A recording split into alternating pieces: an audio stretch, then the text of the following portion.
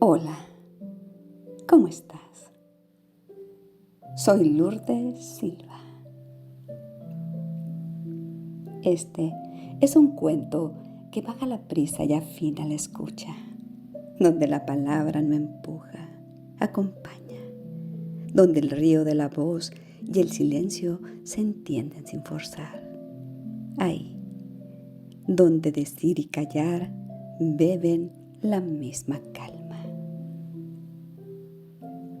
Hoy, para ti, la palabra justa de Yoshiro Senji. El amanecer llegaba con una luz de té claro. En el patio del templo, el shoji respiraba un hilo de brisa y el Shichi-Odochi marcaba su compás de mambo. Tac, silencio, tac. El joven discípulo, cabeza rapada, túnica sencilla, llevaba días enredado en el mismo nudo. Decir algo sin herir, sin fallar, sin quedar en evidencia. Medía cada sílaba como quien pesa gramos de arroz con una balanza de joyero. Y sin embargo, cada vez que abría la boca, su voz se hacía estrecha y la frase torpe o tardía. Otras veces, el miedo lo dejaba mudo y su silencio ya no era presencia, era trinchera. Aquella mañana, el maestro lo llamó al jardín de piedras. El aire olía a tierra mojada y la acequia susurraba. El anciano de ojos que sabía ver detrás del ruido colocó un cuenco de agua sobre una piedra tibia. Luego le pidió al discípulo que metiera las manos en el cuenco. Aprieta, dijo con suavidad. El joven obedeció. El agua viva trepó entre los dedos y se escurrió por las comisuras de sus puños. Sintió un apuro infantil por retenerla, como si apretar fuerte fuera signo de control. Cuanto más tensaba, más perdía. Ahora, abre, indicó el maestro. Las manos se ofrecieron cóncavas. El agua descansó un momento, quieta, como un animal confiado. El joven respiró. Había algo humillante y hermoso en notar que la fuerza estrecha desprendía lo que quería guardar y que una apertura mínima creaba forma para sostener. Las palabras son agua, dijo el maestro. Si las aprietas con miedo, se te escapan en ruido o se vuelven filo. Si las abres con confianza, encuentran su lugar y te hidratan a ti también. El discípulo bajó la vista, un pensamiento lo pinchó. Y, si callo, maestro, ¿no es más seguro? El anciano recogió una hoja seca y la dejó caer en el cuenco. La hoja flotó sin hundirse y se acomodó en la curva del agua y giró muy despacio cuando la brisa rozó la superficie. Mira, susurró, la hoja no lucha, colabora con la dirección que ya existe. La palabra justa no es lo más brillante ni la más astuta. Es la que se entrega a la corriente adecuada. A veces decir es abrir y a veces callar es cuidar. La pregunta no es qué palabra me salva, sino que pide este instante para estar más vivo. El Shichi-Odochi volvió a sonar. El discípulo, con las manos aún húmedas, sintió que algo dentro se aflojaba 1 milímetro. No era una respuesta entera, era una grieta por donde entraba la luz. Ese día decidió quedarse más tiempo entre la gente, no para hablar más, sino para escuchar con un oído nuevo. Atravesó el corredor de madera que olía a sol. Saludó con la cabeza a la anciana que barría pétalos de ciruelo y se detuvo cerca del taller donde los monjes remendaban las sandalias.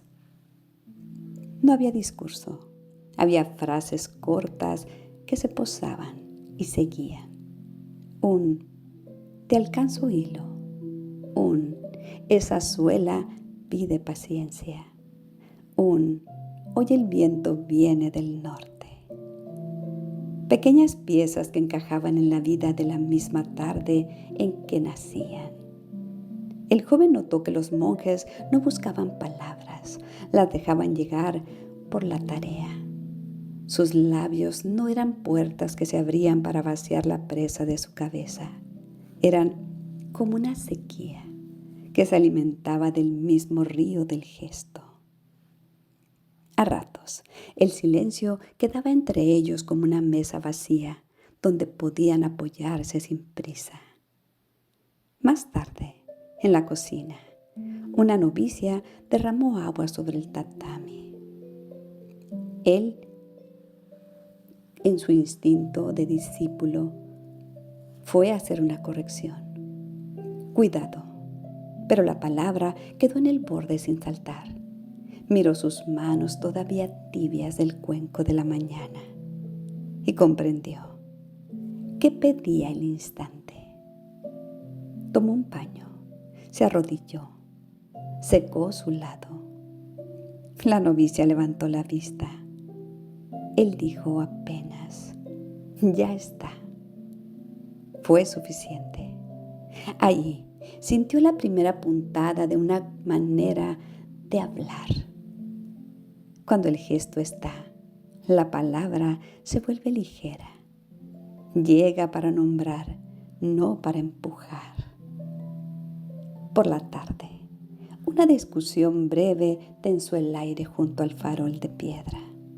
Dos aprendices se acusaban por una herramienta extraviada.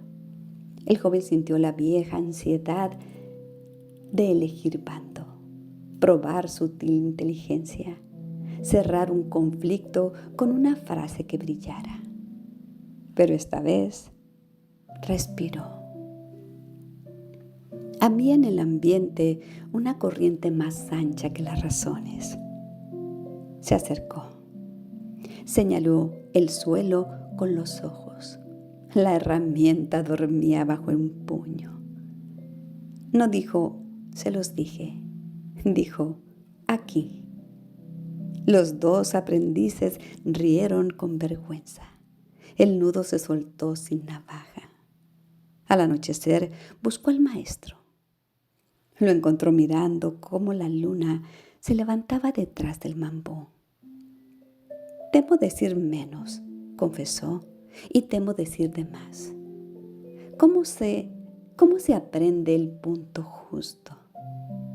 El anciano se llevó el dedo a los labios, no como quien manda callar, sino como quien invita a escuchar la corriente del estanque.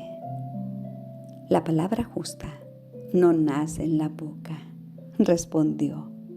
"Nace donde el pecho aprende a descansar.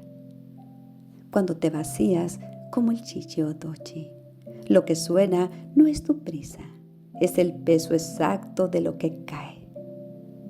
El discípulo cerró los ojos. No buscó frases, buscó aire. El mamú cantó cuando volvió a llenarse. Había por fin música sin esfuerzo. Los días siguientes fueron un taller discreto. El joven probó 3 gestos: mirar entero, respirar antes, nombrar solo lo necesario. Descubrió que al mirar entero, la lengua dejaba de pelear con fantasmas. Respirar antes no alargaba el silencio, lo afinaba. Y nombrar solo lo necesario no era pobreza, era precisión amorosa. Un aldeano llegó con un problema de familia. Traía el corazón lleno de lluvia y palabras como uñas. El discípulo lo escuchó a la sombra del ciruelo. No repuso la historia con moralejas. No sacó un proverbio brillante como una moneda nueva. Dijo: veo que duele. Luego preguntó: ¿qué sería una mejora pequeña para hoy? El hombre, sorprendido por la ausencia de juicio, eligió un gesto mínimo: llevar leña a la casa de su hermana. El joven asistió. El agua otra vez se había quietado, y sobre esa calma una palabra sencilla flotó sin hundir a nadie. En el templo, un niño se trabó con un ideograma difícil. Quiso decirle cómo hacerlo paso a paso. Se detuvo, puso el pincel, mostró la curva con su propia respiración.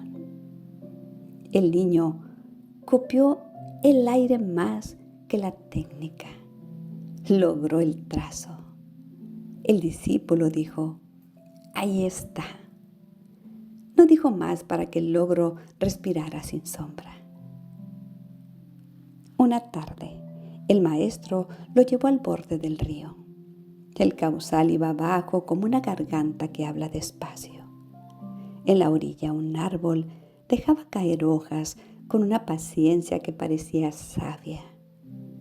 La palabra justa, dijo el anciano, cae como esa hoja, no antes para no golpear verde, no después para no caer seca, no hace ruido de piedra, roza el agua y sigue. El joven miró sus manos recordando el cuenco. Agradeció sin sonido. Comprendió que su tarea no sería construir una biblioteca en la boca, sino cuidar la apertura por dentro. Que habría días de callar, no por miedo, sino por respeto, y días de no hablar, para no coronarse, sino para servir, que su voz sería con suerte un puente de tablas silenciosas. Cuando el maestro se alejó, el discípulo quedó un rato mirando el reflejo de la luna temprana en el río. No sintió urgencia de decirle al mundo lo que había aprendido. Se sentó, dejó que el chichi o el dochi del valle, invisible pero presente, marcara el pulso de su pecho. Una brisa levantó una hoja y la depositó ligera sobre el agua. El joven sonrió. Tal vez, pensó, hablar era eso, participar en una música más grande sin querer dirigirla. Y cuando se puso de pie, no llevó frases preparadas en el bolsillo. Llevó una escucha amplia y las manos abiertas.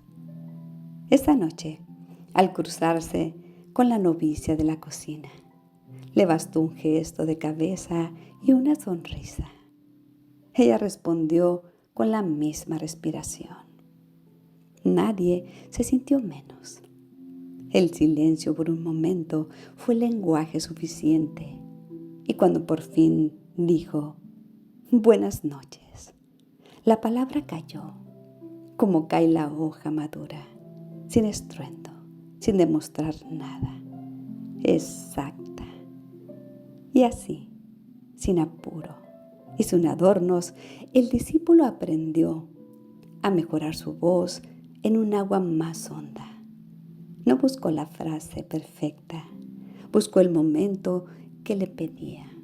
Descubrió que hay palabras que hieren por exceso y otras que se pierden por miedo, y que entre ambas vive un cauce tranquilo, donde la voz cae como una hoja madura, sin ruido, sin demostrar, exacta. No se trata de decir mucho ni de callar siempre, sino de respirar antes y mirar entero. Cuando el pecho descansa, la lengua deja de defenderse y empieza a servir. Y entonces, cada buenos días, cada aquí estoy, cada perdón o gracias se vuelve puente, no para brillar, sino para acercar orillas. Abrazos de luz para el alma.